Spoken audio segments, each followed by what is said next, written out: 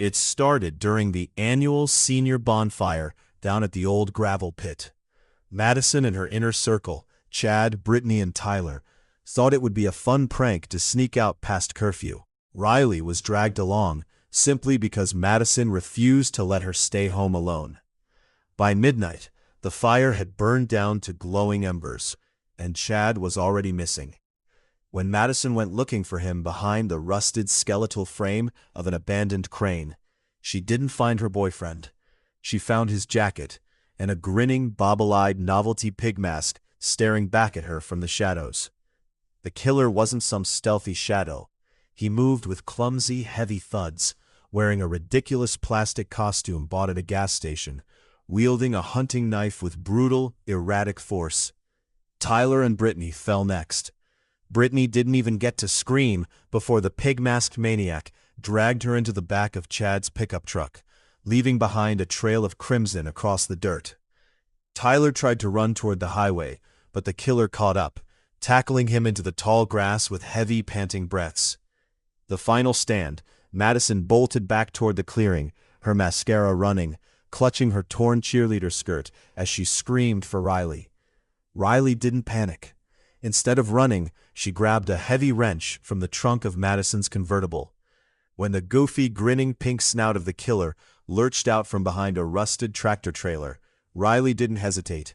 She swung the wrench hard into the plastic mask, cracking the cheap plastic right down the middle. "Run, Maddie! Move!" Riley yelled, her voice cutting through the humid night air.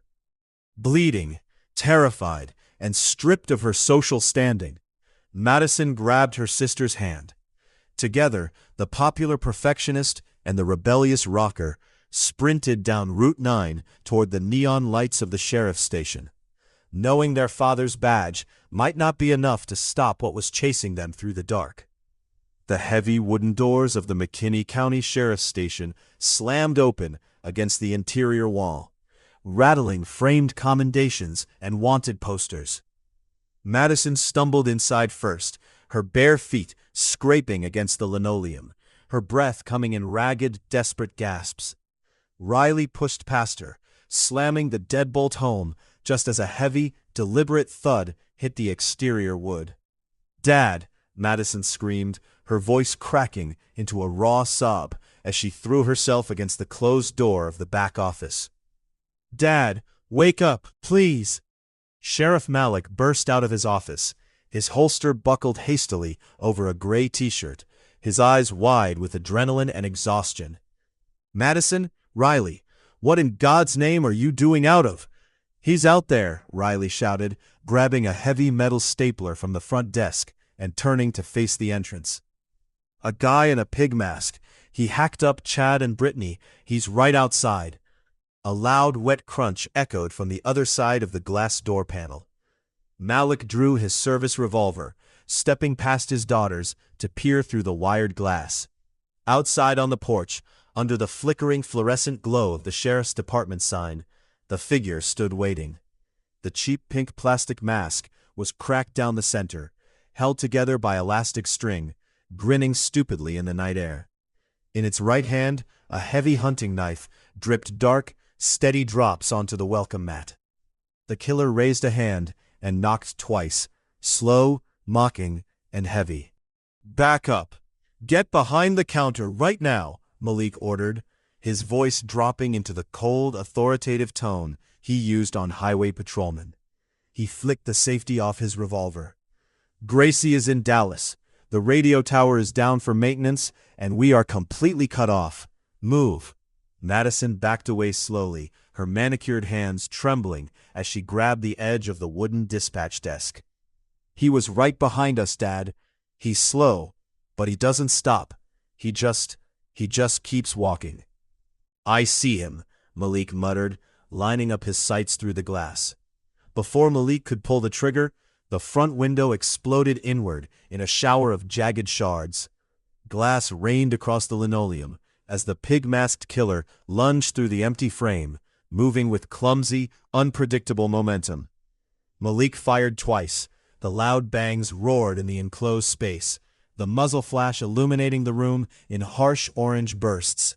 One bullet struck the killer in the shoulder, tearing through plaid fabric, but the intruder didn't fall.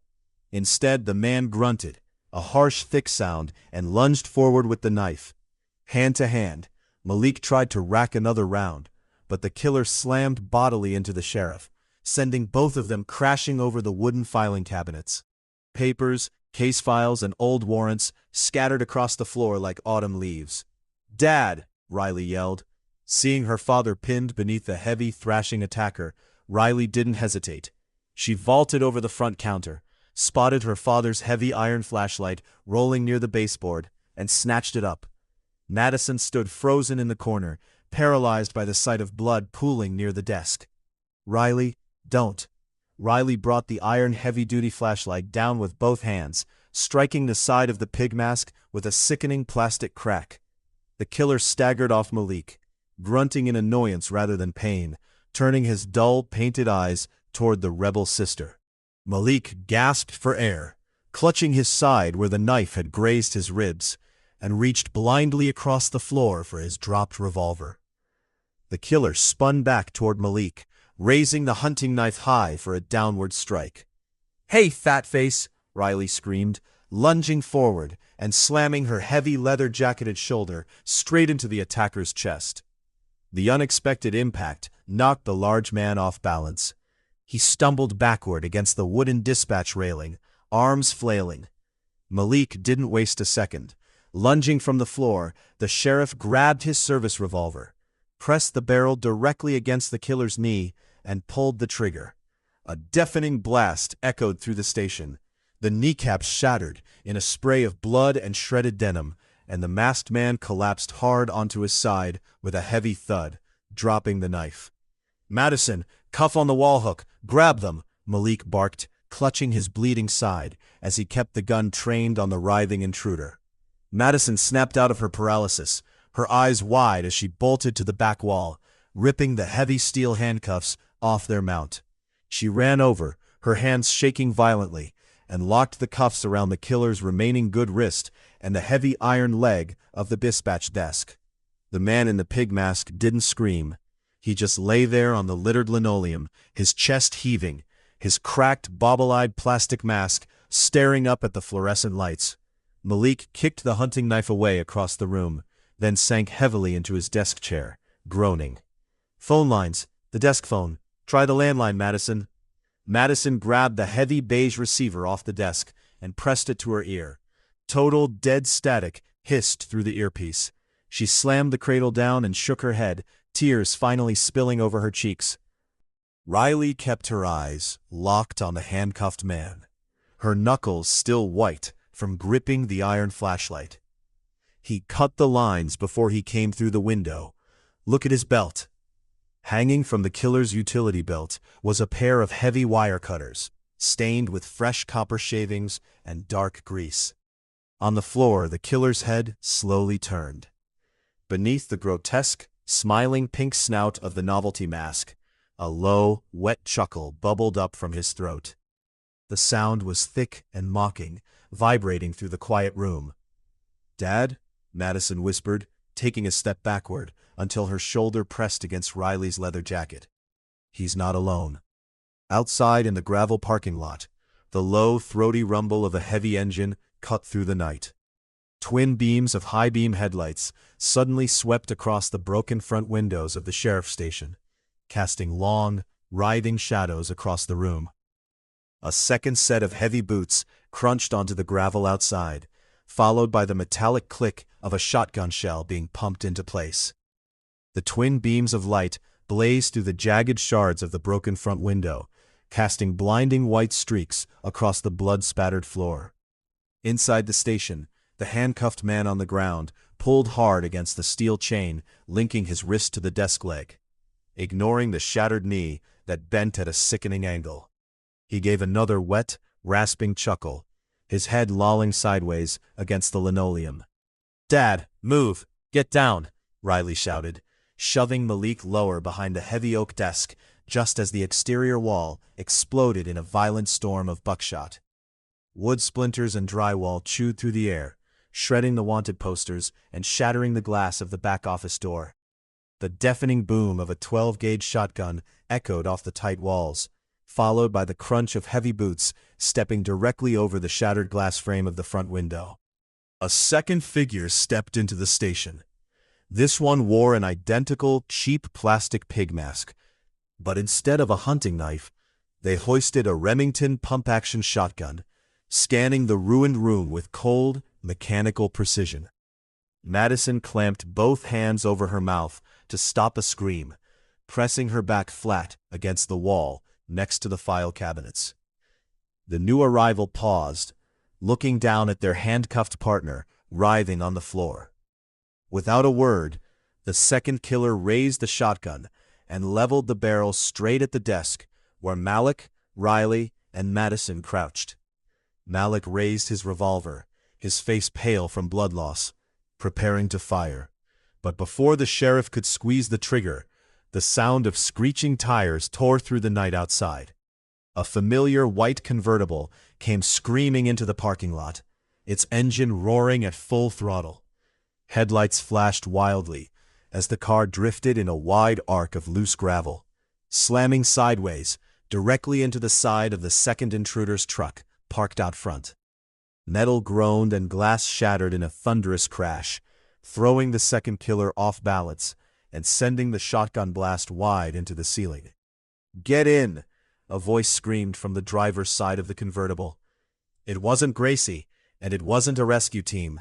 It was Tyler, his face streaked with dirt and blood, leaning across the passenger seat of Madison's car, frantically waving them toward him. "Tyler?" Madison gasped, her eyes wide. "We thought you were—" "No time! Move, move, move!" Tyler yelled. The second killer recovered instantly, swinging the shotgun around to target the convertible. Malik didn't hesitate. Fueled by sheer adrenaline, the sheriff leaned out from behind the desk and fired 3 rapid shots, striking the intruder squarely in the chest and knocking him backward over the filing cabinets. "Go! Run to the car, now!" Malik ordered, shoving Riley and Madison toward the gaping hole in the front window. Riley grabbed her sister's hand, pulling a paralyzed Madison through the broken glass frame and leaping across the bloody gravel straight into the open passenger door of the white convertible as Tyler slammed his foot down on the gas. The white convertible fishtailed wildly, throwing a shower of gravel and shredded rubber into the night air as Tyler jerked the steering wheel hard to the left. In the rearview mirror, the illuminated sign of the McKinney County Sheriff's Station shrank into the darkness. Through the shattered rear window, Madison watched in horror as the second masked figure scrambled back to their feet amidst the wreckage of the filing cabinets, pumping the shotgun with mechanical fury. A deafening blast blew out the convertible's remaining taillight, sending sparks flying against the asphalt. But Tyler kept his foot planted flat on the floorboard. "You're bleeding!" Madison shrieked, staring at the dark, wet stain spreading across Tyler's shoulder and the side of his flannel shirt. "Chad said you were. We saw your jacket." "I got lucky," Tyler panted, his knuckles white against the steering wheel as he navigated Route 9 at breakneck speed. "The first guy jumped me by the gravel pit, but I rolled down the embankment into the culvert. I had to wait until they left for the station. I stole the keys out of their pickup truck while they were breaking inside." In the back seat, Malik slumped against the leather upholstery, pressing a blood-soaked hand to his ribs where the knife had grazed him. He gritted his teeth, his lawman's mind racing past the pain. "They aren't just local punks. Those masks, they're factory-sealed, standard wholesale from the Dallas distributors. Someone hired professionals or funded a localized militia." Riley twisted around in the front passenger seat, her leather jacket scraping against the door panel, keeping her eyes fixed on the empty highway behind them. "Mom's in Dallas," she said, her voice dropping into a sharp, hard edge. "She's been down there all week for those corporate takeovers. Dad, does anyone else have access to the county armory keys?" Malik's breath hitched. He closed his eyes for a fraction of a second, the horrifying realization dawning on him. Only the town council supervisors, and the corporate logistics team handling the new highway zoning permits. Before anyone else could speak, a pair of high-beam headlights flashed blindingly in front of them, blocking both lanes of Route 9. A heavy, dark red pickup truck sat parked squarely across the middle of the asphalt, its engine idling with a low, menacing growl. Behind the wheel, sitting in the passenger seat, and hanging off the truck bed, were 3 more figures, all wearing the identical, grinning pink plastic pig masks.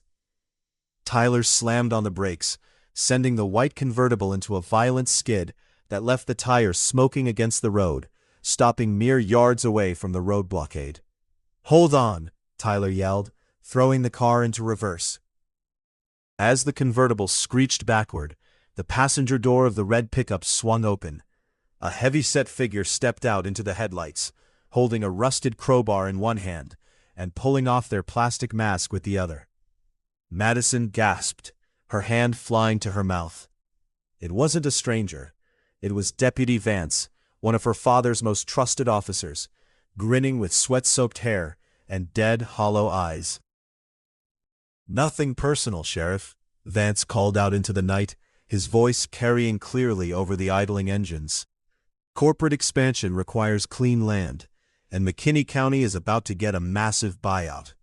The harsh glare of the red truck's high beams washed over Deputy Vance's twisted grin, but the fear in the car evaporated, replaced instantly by cold, lethal fury.